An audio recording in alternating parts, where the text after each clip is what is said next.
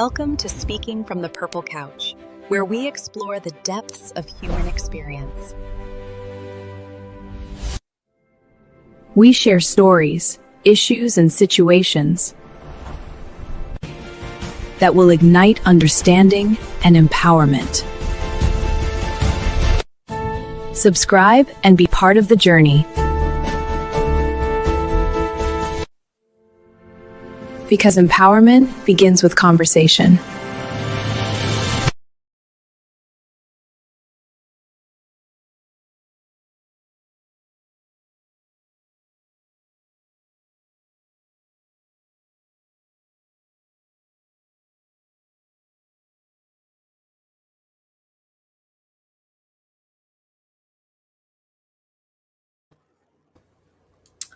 Hello, and how are you today?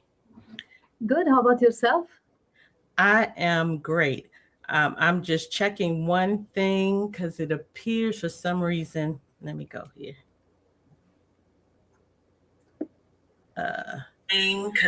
Okay, we are live. Okay, so today we're on Speaking from the Purple Couch, and we are honored to welcome a woman whose life is the embodiment of resilience, courage, and unwavering purpose. We are happy to have attorney Atajic. She is an awesome woman. She is a licensed California attorney, a former refugee, war survivor, and a powerful advocate for marginalized communities. Born in Kosovo, she earned her first law degree before war and displacement uprooted her life. In 1999, she came to the United States as a refugee. She was a young mother of two, navigating profound loss, uncertainty, and of course, the barrier of English language, and even homelessness. Yet what could have been a story of defeat became a story of determination. With more than 26 years of service to unhoused individuals, those living with mental health and substance abuse disorders, and individuals impacted by incarceration, she has dedicated her life to restoring dignity and expanding access to justice.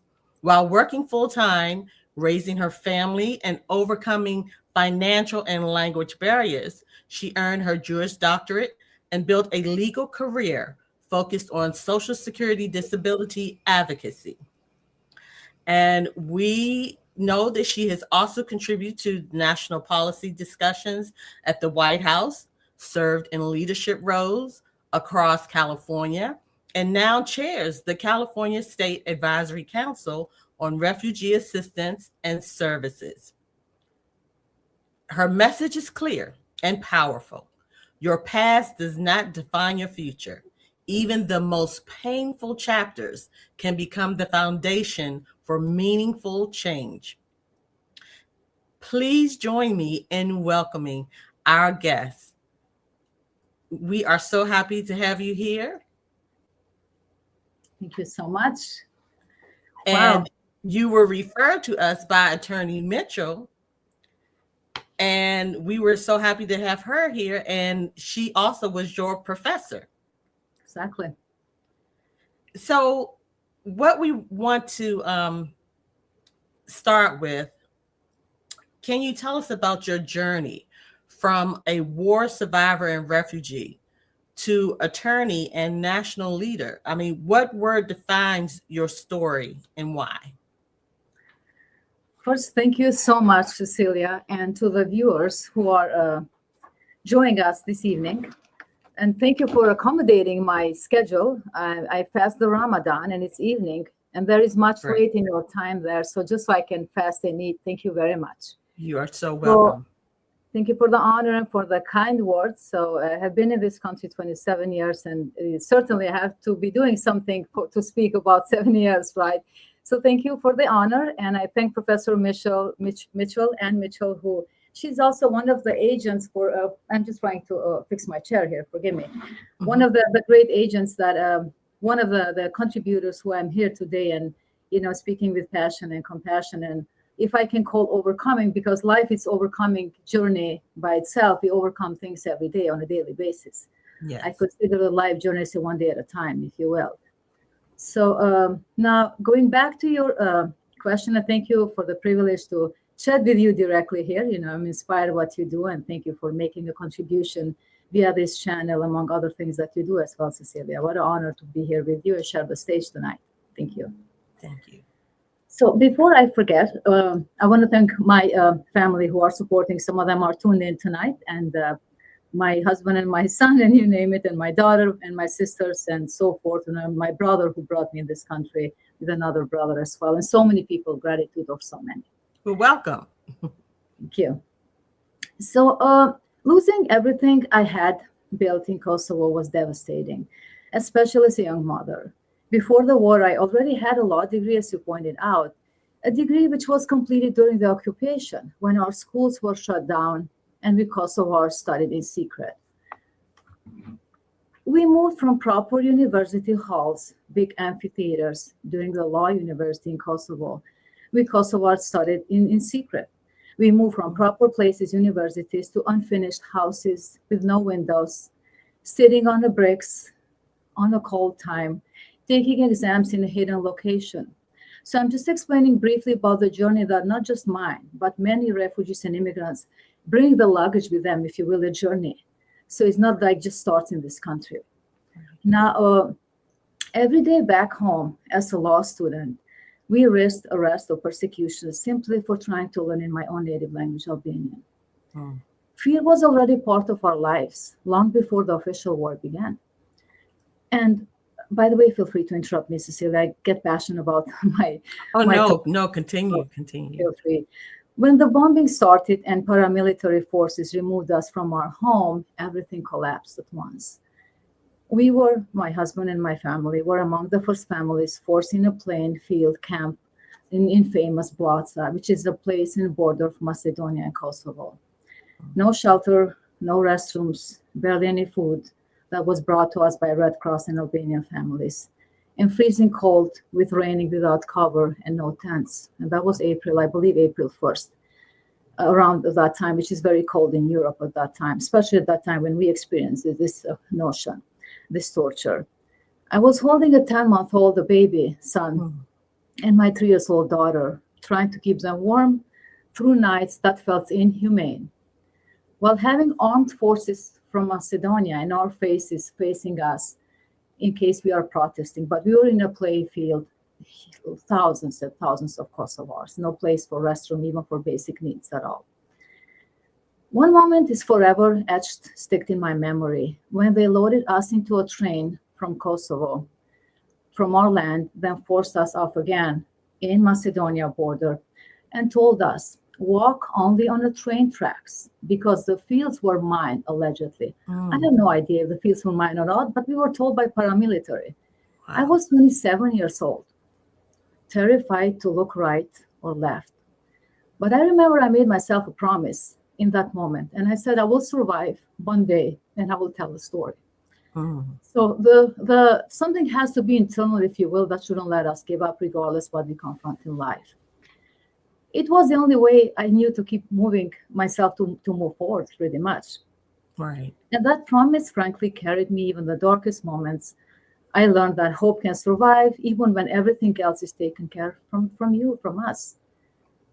And starting in a new country wasn't easy, like for many, but I choose to rebuild, and frankly, still I'm rebuilding. The refugee journey never ends up. The marginalized communities journey never ends up. So I choose to rebuild because, starting over was not easy, but my children needed safety. And because I refused to let the war or oppression, as you said very well, Cecilia, in the intro, I didn't want that to define my life. The past shouldn't define our lives, but we should keep moving forward and build a better one day at a time. If my journey, frankly, shows anything, is that being uprooted does not mean you are defeated. You can rise again, you can rebuild, You appreciate inclusion of all nationalities and all backgrounds. So in one hand, I'm not grateful what happened to me, but it made me more empathetic and made me more appreciate the difficulties and backgrounds of everyone's challenges. And sometimes the life you create after losing everything becomes a testament to your resilience, your courage, and your belief that tomorrow can still be better, frankly. Yes. Now, once you came to the United States, during those early days of homelessness and uncertainty in the United States, what anchored you emotionally and spiritually?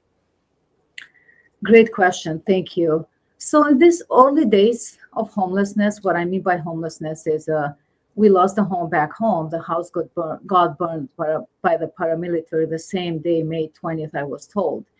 So I'm lucky that my brothers sheltered me and my sisters in this country in the beginning. Of course, they opened the door forever, but they had a big family. My brother, Dina, who sponsored me, he has already a big family. The parents were coming, sisters, his own family. He was only 27 himself. So basically, I knew that I have to find my own place. So what anchored me emotionally and spiritually was a combination of faith, responsibility, gratitude toward the United States and people who supported to be here in the United States safely, and promise that I had made to myself during the war. And I had survived things, and again, it's not just about me, but I'm grateful that we have this opportunity speaking about me at this point. Many, sacrificed like me and still do even in our own country, United States, in different ways. But I survived things that no one should have ever had to endure. Being forced from my home, walking on a train tracks with 2 babies, because the fields were mined, as I mentioned, the nights in a plain field, bombing, hiding in a basement, poison in the basement during the war from the paramilitary or whoever did it. I have I didn't do investigation of that. It was not part of my job. It was the war. So, and I told myself I will survive and I will tell my story. That promise, frankly, became my inner compass to move forward. And when we finally arrived in the United States, Cecilia, it was below zero, actually. What I mean below zero is we started below zero. The house that we built in Kosovo got burnt. We had a private mortgages. We call private, it's not a mortgage per se, but you loan people. People lend you money. You build your home, then you pay back. It's like a trust. It's called BESA. Then we had already loaned quite a bit of money to pay back, but the house was gone, already was burned. So we start before zero. But even with our luggage, which was lost during the forces and resettlement in third country, Macedonia. And even before we took our first breath of safety in the United States, which surprised me then, and I have a question now for you for airlines. Because here is the situation. Before we even took our first breath of safety in the United States, we were handed with a contract at the airport from war refugees, a bill from airline company. I don't know which company I can find out. I have a bill home. I barely spoke English, but I understood enough to know we were already in a debt before even landing. Wow. Owing $3,000-$4,000, if I'm not mistaken, I think was $800 per ticket for a company that brought refugees in the United States. Now as a business owner, I understand perspective. The airplane company need money. But I think to me now, we came here not for honeymoon. We came to resettle. I travel with airplane companies now often. My daughter does, my son does. We already are customers of airplane companies. So to begin with, the policy was not meant per se to help refugees to resettle, not just to touch bases, but intentionally, not to start. So you came with a bill. In a face, so to speak. We had to sign a bill. I think it was about $400,000. Then we had to pay every year. They called us on the phone, and it was not a threat, but at that time I took it a threat because they said if you don't pay, the credit is going to be ruined pretty much. Then of course you need credit here when you are vulnerable, vulnerable population. So to me, the policy made no sense. That's what I like to advocate. So the policies are intentional to help, yes, companies, the business owners, airplane companies, but again, they benefited more from us versus they lost. Wow. So just as an example, there is a myth that refugees are a burden. I don't think so from my experience, or immigrants. So with exceptions, of course, there's always bad apples and, so forth. But it felt like I stepped out of one battle and immediately into another. The government assistance, another wrinkle that we struggle, at least me and others, the government assistance that we received, I think was about maximum 6 months. and 1999. I'm speaking about May 1999. Okay. I think was around $800 per month for family of four. Wow. Rent alone was $1,220. So you start with a difference, $400 margin. How are you going to come up with $400 extra? Right. So to begin with, again, the policy was not intentional to me to help per se. Yes, I'm grateful, but could have done better. That's why I'm doing my best in a small way to contribute in a small way. So they make education policies, informed policies, not just, blind. And then we wanted to get a one-bedroom apartment, but the landlord didn't let us because they said, no, for 4 people, you need 2 bedrooms. You have to pay $1,220. Now, childcare was impossibly expensive, as we all know. Every calculation ended in fear, frankly. But again, I had a deep desire not to be a burden and to be productive in new country, a country that helped my people during the war, of course, and opens us the door to resettle. And frankly, the gratitude created a moral obligation in me to work hard, as I do today, and rebuild and contribute. And that the moral obligation never ends up, frankly, even today as we speak and every day of my life. So only 2-3 weeks arriving from a war zone with no English, no resources, a heart full of trauma, I went out and was looking for a job. And I applied at Lucky Store to push the carts. Mm-hmm. So the food carts, I think that's how we call it. And there was outside of the store in San Jose, and I was not hired. I felt very defeated. I said, darn it, I finished law school back in Kosovo. Apparently, I am not even good to push the carts, which, by the way, there is no shame on pushing carts, doing anything in life, as long as we do things legally and morally right. That is not that I was important. Even today, I'm not important. But to me, it was a job that didn't need much qualification. I was young. I was strong. I didn't have any disabilities, any health. I thought they were going to hire me, but they did not. So I felt defeated. I remember standing there in a Lucky Store, and I was thinking, how will I pay for shelter? How will I feed my children? And again, goes back to hope. You promise yourself, you survive, and the beauty of surviving the atrocities, something big, kind of gives you resilience. You say, you know what? I'm going to go forward. I'm already strong enough. I can, move forward. I reached out to the agency that resettled us, IRC International Rescue Committee, San Jose, and the manager, Jamie McLeod, director, actually, very nice director, very humble. They hired me as a case manager and an Albanian interpreter. So when, as we say in America, when one door closes, another door opens. So again, the beauty is never giving up, refuse to give up. That job opened the first real door for me. I had the chance to work in office and to rebuild my life. And but then again, the struggles never ends up. My husband worked on a night shift. My children was very little. We didn't have a child care. But the interesting at that time is, again, that the motivation to move forward for 3 hours a day that I was hired to work as interpreter and case manager of this agency for refugees. I had to commute probably 3 to 4 hours just to go to that 3-hour shop. I didn't have driver's license. I was only 3 weeks in this country. The light rail had about 15, 16 stations. I remember I used to count 1, 2, 3, and then when 16 came up, I run in a light rail to pull the stuff. I freaked out. I didn't know where I am. It was a new country, new city. Right. So, plus, I didn't have childcare. I had to beg people to take care of, my children, sometimes family who had time, sometimes other people. So that was a big, big struggle. And but what kept me going is, after I lost the job after 3 months. So the journey, not the pain per se, but the struggles never ends up. So after 3 months, the contract ended with IRC. I left again without job, without ability to pay. How are we going to pay again apartment? We're going to end up being homeless or how? Then I reached out to another agency, Asian Americans for Community Involvement, who came to that IRC. And I told them, hey, I finished law school back home. I went through a war and all of that. Can you guys hire me some mental health counselor? The luck was that they had opening. And also to give credit, the reporter, I think was Channel 4 or CNN or some agencies who came to record us and to interview us as the first arrivals from Kosovo. Then I remember it's great to meet good people, it's just amazing you are surrounded with great people. So then but the interview was done. He said, why didn't you apply for Catholic Charities or ACI or something for mental health counselor? First, I didn't understand what is the terminology. I thought maybe he sees me as a nuts because I come from war. I said, no, I'm not a mental health. He said, no. I mean, you should apply for mental health. Then I applied. They hired me. And long story short, I worked for ACI, then later Garner Mental Health, Drug Treatment Court, and you name it. But frankly, what helped me a lot during that time is that the belief that the pain is not the end of the story. And also, you later on, you focus on different quotes, like, Right. Tony Robbins, Michelle Obama, then you have there is another, for example, the quotes of Martin Luther King. I don't remember the quote per se now, but what I remember vividly is when, it says the notion of it, if you cannot walk, run. If you cannot run, crawl. So bottom Yes. line is do whatever you want as long as it keeps you moving forward.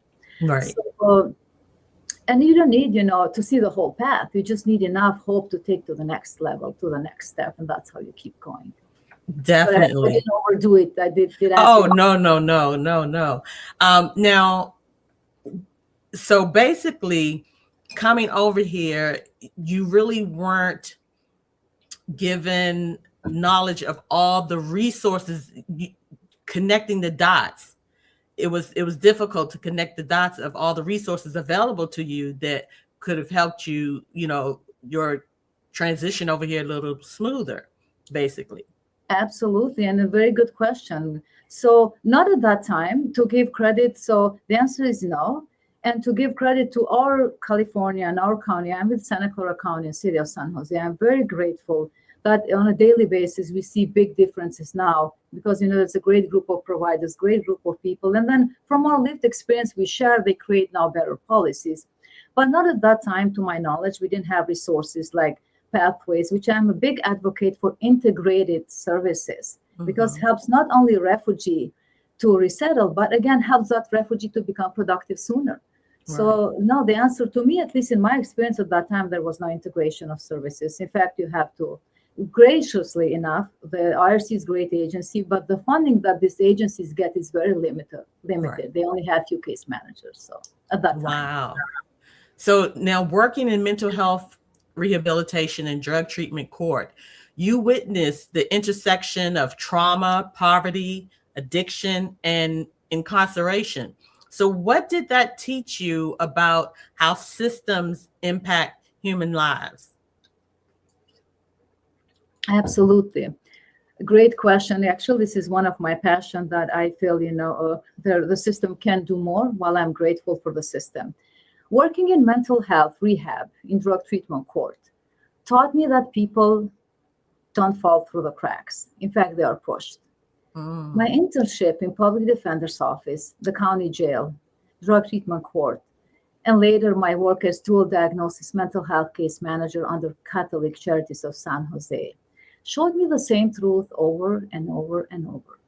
Trauma, poverty, addiction, and incarcerations are not isolated problems in my experience. These are symptoms of systems that fail people long before they even enter a courtroom. Frankly, that's again in my perspective. I learned that when someone grows up with untreated trauma, no support system, no stable housing, and no access to integrated care, the path toward addiction or incarceration is not a mystery at all. It is predictable, frankly. I meet, in my experience, I've been here 27 years in this country, in this state. I meet people who were brilliant, who were kind and capable, yet living on the streets of one of the richest countries and states, in Earth. Wow. And many of them are unprotected. I have female clients in past who are being raped, who have been sexually assaulted, exploited, and re-traumatized, and men too. There's no gender dominant or, exclusion. So simply because there is no safe place for them to go and coordinated system to catch them. I saw how lack of treatment leads to relapse, lack of housing leads to criminalization, and how lack of coordinated services leads to recidivism. Right. Again, this is in my experience. I saw people who wanted to recover, but they have no transportation, no childcare, no medication support, no case management, no one to help them. Goes back to your question, Cecilia, to navigate the system that even professionals like myself and others, we struggle to understand. So what this taught me, frankly, is very profound, that people don't fail treatment, system fails people, in my opinion. And when system fails, human begins to pay the price with their freedom, health, and sometimes their lives. But also, at least for California, I learned something hopeful. When you give someone even a small amount of stability, a case manager, which we have him here in California, Bay Area, who listens, a therapist who understands trauma, a judge who believes in second chances, a safe place to sleep. People rise, they engage, they heal, they reconnect with families, they rebuild their life, recidivism get reduced, and they are treated with dignity. And also my working system taught me that change is possible, but only when we stop blaming these individuals for consequences of structural neglect. And to me, this is simple, regardless that this is difficult notion and it's complex and it can be political. But to me, it's simple. If we want different outcomes, we must build different systems, for God's sake. Yes. One that treats people with dignity, integrates services, and recognize that recovery is not a straight line, but it's a journey. It's a human journey. That's my perspective. Definitely. And it is, it's a national issue. And like you said, if we want different results, we need to do things differently. So now, what is the biggest misconception that people have about individuals seeking disability benefits or navigating public systems? Thank you. This is a great question that falls in an area of my scope of work, as Social Security disability attorney. So I think the biggest misconception is that the people are here to take advantage of the system, to play the system, people are lazy, they are non-compliant, and all of that. So yeah, to give the benefit of doubt could be maybe a small portion that I don't have direct knowledge who these people are. It's not my job to investigate that. But I think the biggest misconception is, instead of focusing on notions that I mentioned before, lack of treatment, lack of integrated system, lack of care, the blame is there that they are addicted, they are drug users, or the people who don't go through treatment, mentally ill folks, non-compliant folks, or refugees or immigrants or marginalized population, why they want benefits. So I think the biggest misconception is that, there are people to take advantage of the system. And, I have seen in my experience, it's a biggest honor to serve them and to help them to apply for benefits and get the benefits. Now, the sad part in my experience, again, is that lack of coordination of services, lack of the system, having them in mind, it's almost like sets them up to some extent and I'm not saying the system is doing intentionally, but lack of intentional policy, if you will. I think that's why some of the individuals get denied often, and some of the marginalized community, which is majority of my clients, frankly, and unhoused community, majority of my clients, that they don't get benefits. Not very easy, but harder, because how are they going to prove they have medical issues if they don't have bus pass, if they don't have housing, they don't have transportation? They already are drugged, some of them not by choice. Now, I'm not promoting drug usage by all means, but I'm sharing what some of my clients say. For example, I have clients who tell me, Atija, I have no choice but just to be on meth all night in the downtown San Jose because I want to be awake. Who is going to steal my sleep apnea medication, my CPAP machine? I have to be alert. So again, I'm not justifying drug usage for people who do it just for recreation, but if this is part of the system failure, then how are they going to be able to defend themselves? So that's the struggle that, I've been seeing often over and over. But at the same time, I'm grateful for, regardless that every system is trying to every day to rebuild themselves. I'm still grateful for Social Security Administration. That is still a great program because it gives people opportunity to apply even from from the hospital, even from the streets, even from, we call this a Obama phone, from cell phones, wherever they are situated. For example, one day I can have a hearing online from Hawaii and I'm in my office. 2 hours can be from Chicago, for example. 3 hours later can be. So I'm still grateful that Social Security Administration is doing their best to help a lot of, individuals. But I think, the question that you asked me, I think it's a misconception that people are there to take advantage of the system. And in my experience, it's not the case. It's not the case. So you are able to assist people in all states in the United States. Yeah. Okay. So now, how did your lived experience shape the kind of attorney you chose to become? Absolutely. So thank you. So now, for some individuals, it's funny how, being Social Security disability attorney, I had a question before, is that what you're going to do? It's like they see you like not an ordinary attorney, and it's fine. I'm not a corporation attorney. I can be corporation attorney if I choose to. Right. Right. And nothing against any attorney. To me, every attorney is doing an important job. They are resolving and solving problems. God bless everyone as long as they care and they do moral stuff. But how, going back to your question, how my lived experience shaped the kind of attorney I want to become is, to me, it was natural. Coming from the war, displacement, homelessness, rebuilding my life from zero, that helped me and taught me what it feels like to be unseen on a daily basis, unheard, fighting systems that were never designed for you, per se. That experience chose me to, make me choose a path where I could stand beside people who face those same barriers.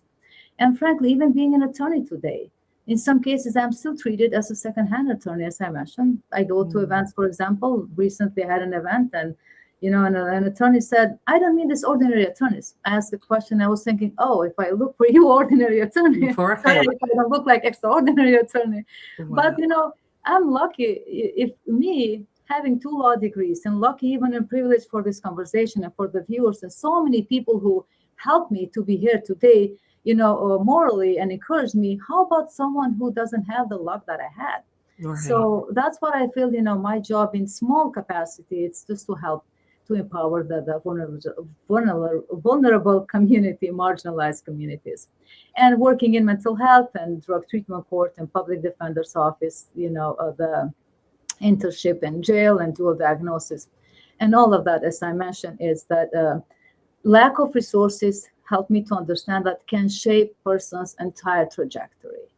And now as an attorney, representing clients for disability and SSI, I see every day of my life for people with at least support have the hardest time proving the disability simply because the lack access to treatment and services, as I mentioned, I think a few minutes ago. Right. And frankly, all of that shaped me into an attorney who leads with empathy, patience, and dignity. I try and I want to be someone who understands the human story. And I think, that helps me a lot, my experience, to understand every human story behind every file that I work every day. I became the kind of attorney who fights not just for benefits, but for fairness, for visibility, and for people who are climbing 100 floors by stairs while others takes the elevator. Right. And I try to use this. It's not a quote per se. I don't know if I got it from someone or whatever, but this is not for people to feel bad about me or others like me, marginalized, but just to appreciate the fact that people like me and similarly situated like me, we walk to 100 floors, so to speak, not, I'm speaking metaphorically, right? Right. Well, you have to walk 100 floors to go to the 100th floor. Someone who is lucky have elevator, they go in a second. And still, some of these individuals feel the people like me are taking the jobs, not taking the opportunities. We are the wrinkle, we are the nuisance, So in addition to having a higher burden of proof, sometimes you don't get respected. Sometimes, as I mentioned, you can be deemed a burden and so forth. But, bottom line is you don't give up and you do your best, and so forth. So I think my lived experience didn't just influence my career, frankly, it became my compass, as I mentioned. And I just try to advocate with heart and to listen deeply and to never forget the people who are still walking the similar path that I have been walking. And frankly, I still walk the similar path every day. The hardship didn't end every day. It's a challenge for me by itself. Definitely. Now, as a former refugee who later helped shape policy at the White House and now serves as the chair of the California State Advisory Council on Refugee Assistance, what responsibility do you feel in those rooms of influence? Great question. Thank you for asking, Cecilia. So I feel a profound responsibility in those rooms of influence. I was one of the individuals who proposed our Santa Clara County Refugee and Immigrant Forum to apply to participate at the White House convening during Obama's administration, 2016, I think was June 2016. That was a convening when I attended that focused on creating pathways for skilled refugees and immigrants like myself so their talent wouldn't be wasted. We call it brain waste at that time. Right. And that mission was personal to me, frankly, because if such pathways had existed when I arrived, which I guess goes back to your question in the beginning about coordination of services and pathways to utilize services, if such pathways existed for me and others similarly situated, I could have become an attorney much sooner, 10 years prior. I could have climbed through the 100th floor through elevator, not through the stairs, for God's sake, and contributed to economy much earlier, and paid big taxes that I pay now much earlier, and hire people that I hire now much earlier. Right. So it's a win-win. I live the consequences of brain waste, and I don't want others to go through the same. So when I sit in these rooms today, I carry the voice of people who are unseen, the ones who arrive with degrees, skills, and dreams, but face the barriers that have nothing to do with their ability at all. And frankly, I feel responsible for making sure, at least in my own small capacity, that these policies reflect real life experiences like we discussed this evening, not assumptions. Right. And I feel responsible for building systems that recognize potential instead of burying the potential of the people. And I also feel responsible for ensuring that next generation of refugee, immigrants, disabled communities, marginalized communities doesn't have to climb 100 floors by walking, but they should use elevators like everyone else. Like it. Wow. Now, what is one change you believe would dramatically improve outcomes for refugees and marginalized communities today? This is also a great question. Thank you, Cecilia. So I think if I could change one thing to dramatically improve outcomes for refugee, marginalized, and disabled communities, it's to build truly integrated intentional systems. Systems where housing, healthcare, mental health treatment, legal support, education, and employment pathways work together instead of in isolation, for God's sake. Yes. So that's what I think.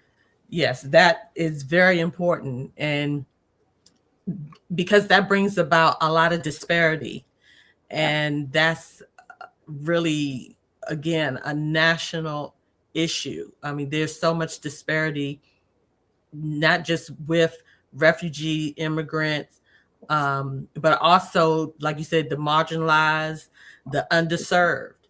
And so it is a thing of actually coordinating and making sure that these resources are connected and they flow and not, haphazard and, just separated, but definitely a flow so that, people won't get lost in the system.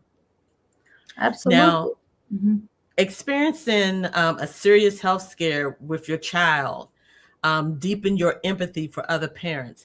How did that season reshape the way you advocate for families? Absolutely. When I had a child's, a fear for one of my children who had some health issues before when we came here in the beginning in this country, that also was a very important experience, that when your child faces a health scare, it changed the ways how you advocate for families. I can speak for myself and likely other parents. Right. And I would like to use the term parent also for caregivers, because to me, all are, if you want to adopt that role, you don't have to be biological parent. You can adopt yourself as a parent. As I was lucky, I have people who embrace me as being my parents, like my former boss, Karita Hammer, Judge Honorable Chapman, who I interned for her. She passed away, may she rest in peace. And other people who took the parent role, so to speak, to be my mentor. So, but in my end, to answer your question, is in that moment when, as a parent, you feel something, you feel the same fear and helplessness that so many parents feel when you navigate complex system. Yes. It reminds me how vulnerable you become when your child is unwell, even with knowledge, language, and resources that you have. And frankly, that experience helps me today to slow down with my clients. Of course, with my families, it's necessary. My children are doing great now. I'm very proud of them. But I mean, as a parent, we all have, health issues. For example, if your child is young or have some health issues overcoming. But the experience at that time made me slow down, listen more deeply, and fight even harder for families who don't have a support, who don't speak the language, and who are overwhelmed by trauma and bureaucracy. And also taught me to advocate with a mother's heart, because behind every case is a parent and a caregiver doing everything they can to protect the child. And especially if we speak about the children that we spoke a few minutes ago, who are sick and tired by, the broken system, who are disabled, who are homeless, who have mental health issues. In fact, as I'm speaking right now, my office is close to downtown San Jose, not very far. And even at this minute, someone is struggling for their life in the middle of roads here, a very important city. So, definitely this experience taught me to think more with heart and with empathy versus just, a hypothetical. These are not hypotheticals. These are real people's lives. Definitely. Because I do recall my mother's home health aide, her her sisters came over from where were they? They were from Ethiopia, and she didn't know where to get them vaccinated so that they can attend school, because that's a requirement. And she would, with her limited knowledge, someone told her to go to a place where they were trying to charge her $3,000 Wow. for her two sisters to get vaccinated. And Wow. when she just told me that, like, she was very upset, and I was like, no, that's not what we're going to be doing. And so I found the resources, and I let her know, no, there is a place that you can go. Your sisters can be taken there, and we can schedule it. And that's what they're supposed to do. They're supposed to assist refugees, underserved, marginalized communities. And so just her not having that knowledge, to assist her sisters, that is a major problem. And like you stated, you going through that experience with language barriers, you definitely can empathize and definitely make sure that people are being assisted in the way they need to be for, the health of their children. Absolutely. And thank you for, if I may, just to add something what you reminded me, thank you for sharing that experience. The knowledge, it's very powerful. The piece of information getting from someone, it's extremely powerful, can change your life or some people's life. And I learned from Honorable Judge Chapman. She was a criminal judge when I did the internship. She said, I mentioned to her, I used to serve in African Community Health Institute, a board of directors, and also I brought a funding for them. And I was an interim director for the agency when the directors had some issues with her health. Long story short, and I talked to Judge Chapman. And I told her, hey, Judge, I'm helping this community. And she said, don't forget, you are helping yourself. And I said, what do you mean, Your Honor? She said, does that make you feel good as well? So in fact, by helping others, if your goal is to feel good about yourself, to live with dignity, you're not just helping someone else. You also help your heart. You make yourself feel better. So I'm not, maybe for some people sound corny. We all have different passions in life. Hey, if your goal is just to be business oriented, so be it. Maybe you can donate by being an interpreter. You can donate with a lot of funding. Nothing against millionaires and billionaires by all means.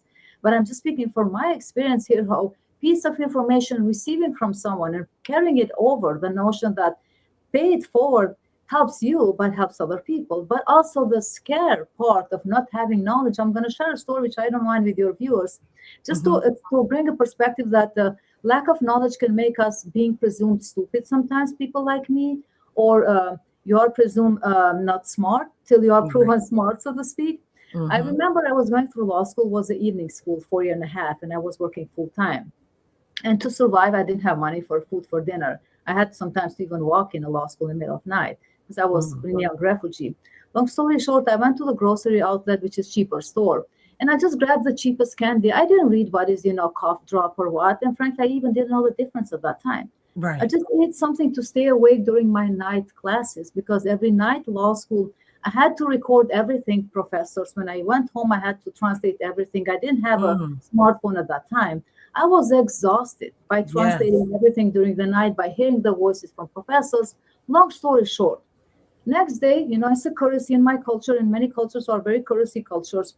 I offered to my classmate a coffee, the candy. I thought it's just a candy again. Hey, do you want candy? And then he was so pissed off. He looked at me like I'm not, this is a cough drops. It's almost like I was trying to drug someone, for God's sake, Wow. Then I read it and I said, oh my God, this is it. I guess this is a sort of medication or cough drop or whichever, but help me to stay awake. So not a big deal for someone, but for me, made me feel more stupid than I felt, make me feel inadequate to be in that setting than I felt. 120 people in big classroom. Wow. So for some people, they don't appreciate the fact that people like me and others go through. Yes, you put a facade on, you want to look normal.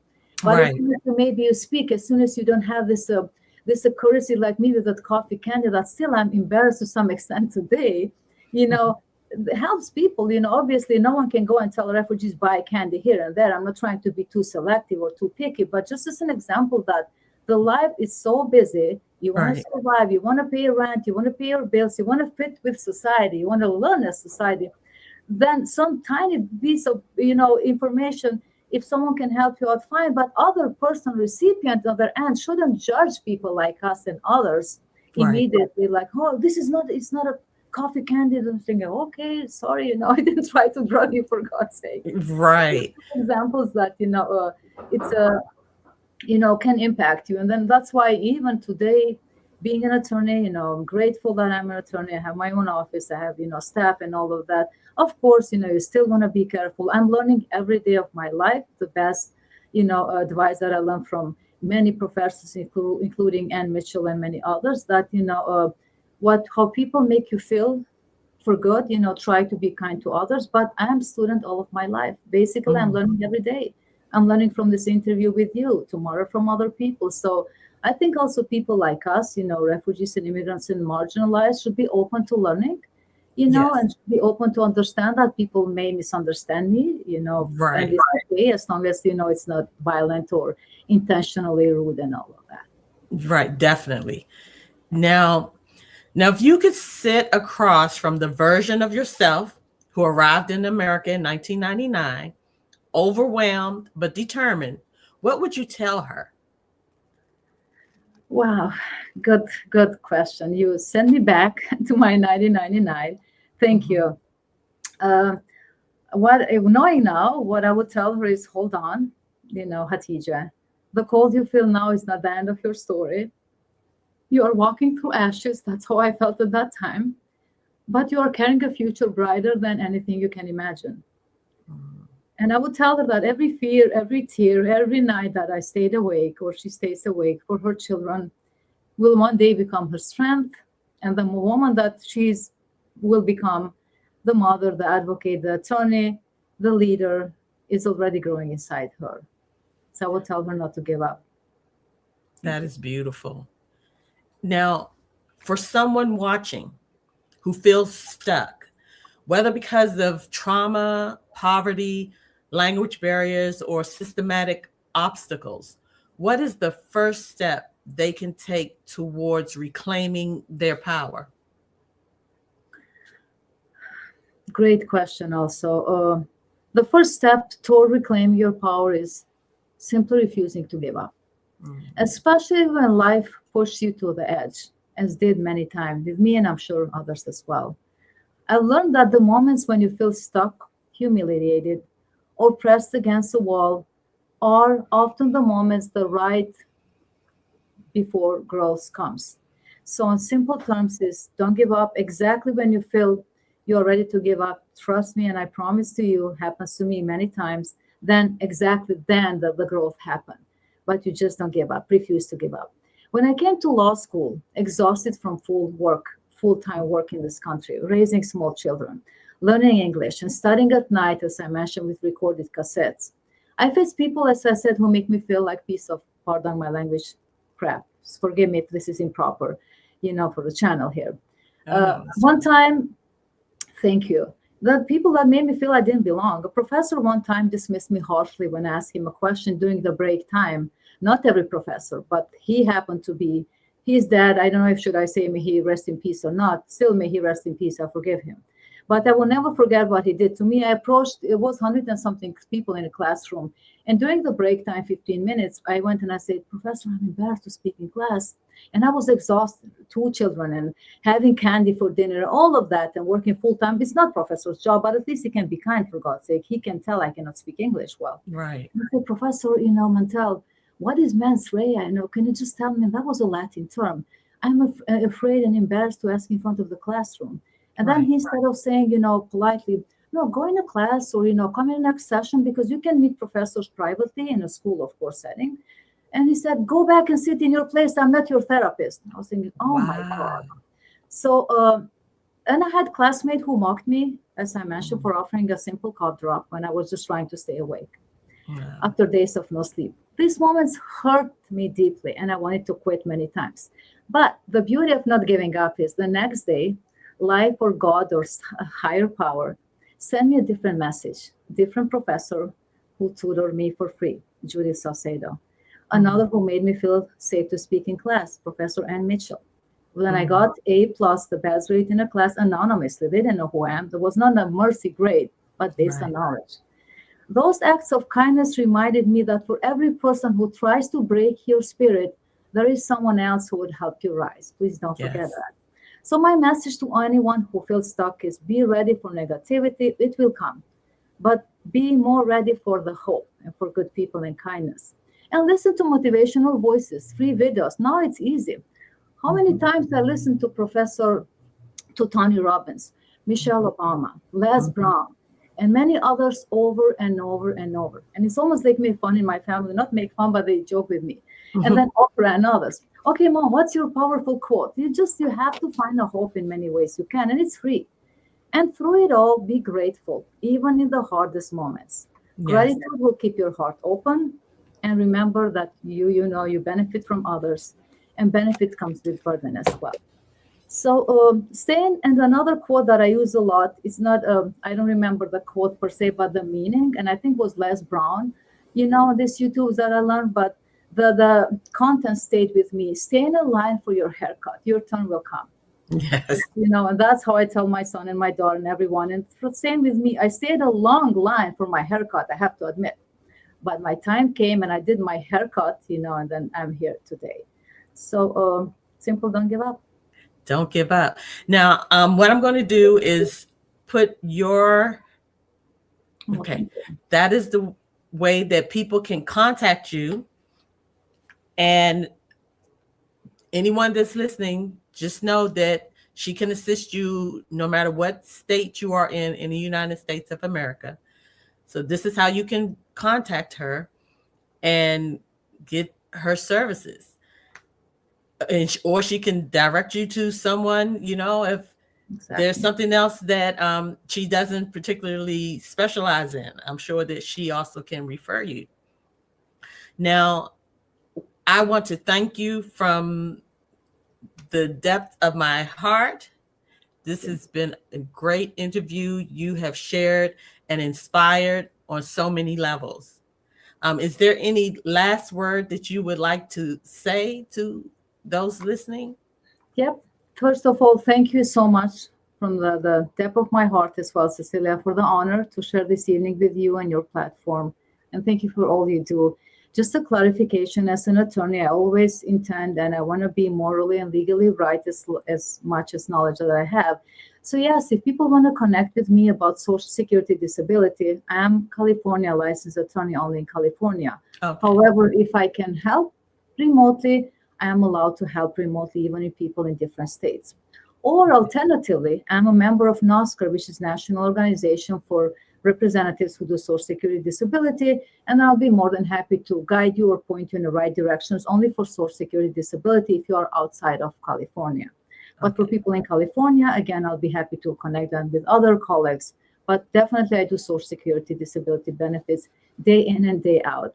But thank you again, Cecilia, for using your platform to make a difference. And if anyone feels stuck out there, please don't feel you are not alone, and don't feel stuck. I promise to you, take it one day at a time, one breath at a time. You get this. And maybe you're going to get this when the time is better for you versus when you think, because the higher power, I think, has a meaning. Things going to happen when it's the right time for you. That's in my experience. And I want to thank my sisters and my family who are here connected tonight. My husband, of course, my family, my husband's family, brothers, sisters. I'm very lucky to have many family supporting me and many mentors, and including, you at this point, Cecilia. Thank you so much. Definitely. We will definitely stay in touch. So here on the Purple Couch, we believe that pain can produce purpose, displacement can birth destiny, and lived experiences is not a liability. It is leadership training. So again, we thank you for your story. It reminds us that even the most difficult chapters can become the foundation for justice. Again, please like and share, and everyone have a wonderful evening. Thanks for watching. Like, share, and subscribe.